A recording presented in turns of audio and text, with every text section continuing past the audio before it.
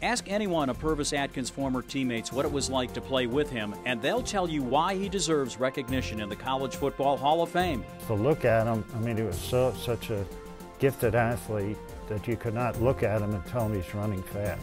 He had an extra gear. You would think with Pervis's credentials and the things that he did that he would kind of be on another level, but he wasn't. He was just one of the guys. And for all of the great stories about Pervis's unbelievable speed, crafty maneuvers, or accounts of his all-around athleticism, there's one story that stands out above them all. That's because Pervis wasn't recruited to play football at New Mexico State, but his friend was. And at the end of the summer of 1959, Pervis offered to drive his friend from California to Las Cruces to report for football camp. His friend, Bob Gators, who turned out to be a pretty good football player himself. It was then that Coach Warren Woodson caught a glance of Pervis at practice. And Woodson got looking at him and he said, "You look like a great athlete, son." And he was. He became the best. Atkins' teammates like to tell that story because it's not easy to explain how the success of football at New Mexico State came to be in 1959 and 1960. This team was kind of like the perfect storm. These guys came from all over the country. And Pervis and Gators coming from California, they brought something with them. I don't know, it was a little different, that they just picked the team up some way. But one thing is for certain. Without Pervis Atkins, the record books at New Mexico State would be different. An all-around athlete, in any game, Pervis was known to handle duties as a kicker, a returner, a tailback, even a tight end. With a roster of only 40 players, Pervis was an impact player on both sides of the ball and special teams. He did everything. He returned kicks, he kicked. But in the second game of the 1959 season, Atkins took the field in a position where he'd really make a name for himself, playing halfback after his friend Bob Gators went out with an injury. The Aggies came away with a 29-12 victory over the Lobos, and Pervis's career was off and running. You'd think he was really running, and he'd break free, and in would come the high gear. There he goes. The 1959 team went on to finish the year at 8-3, receiving an invite to the Sun Bowl.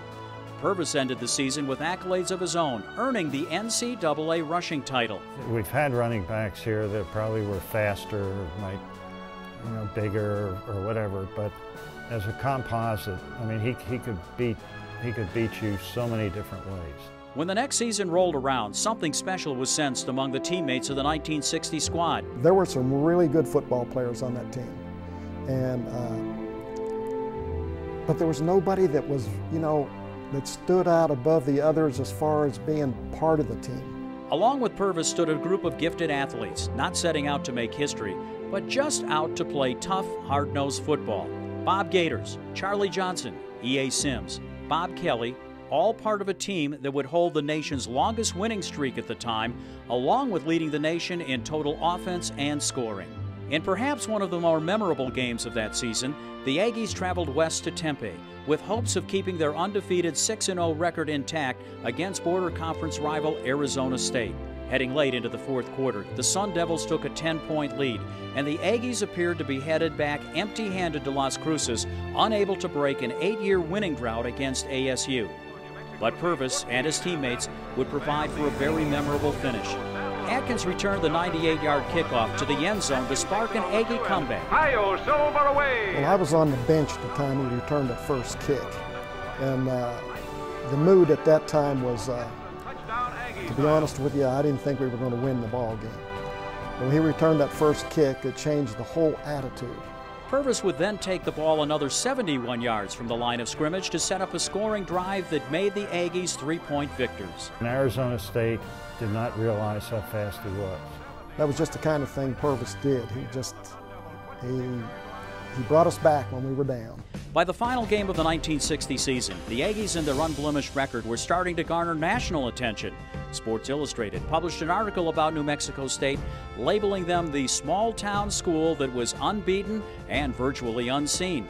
And while Pervis stood out as one to watch, the article made note of all the athletes on this football team that were destined for future careers in professional football. I think one of the things that Sports Illustrated said, this is a team that the pros watch.